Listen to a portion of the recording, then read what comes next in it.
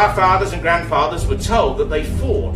They fought against Germany, they fought against fascism, they fought against Imperial Germany in the First War between 1914 and 18. You may have seen some of the very elderly veterans who are basically dying now. 93, 89, 96, 109, 106, 104.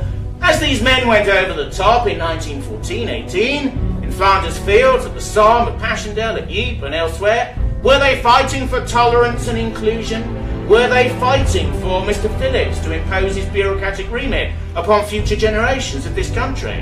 When men got out of their tanks and fried an egg on the side of it in the North African desert in the Second War, were they fighting for tolerance and inclusion? Were they fighting for Mr. Phillips to impose laws upon them here in the north of England and elsewhere to describe what they can say, even in private, even in a text message between friends, even in an office in the public or in the private sector? No, they weren't fighting for tolerance and inclusion. They were fighting for glory. They were fighting for this country. They were fighting for England and Britain. They were fighting for what their old rulers had told them about what the future would be like if they lost. They were fighting for a degree of racial and ethnic pride that was unstated, because the whole English conspectus, which you didn't really go on about that, because it was accepted as a norm to begin with, and therefore you didn't need to illustrate it too much, because it was a given before you even started. They were fighting for the flags that were behind them. Many of them didn't know what was coming, and certainly didn't know that the Great War was a form of mechanised death, in which you would lose 800,000 men. 800,000!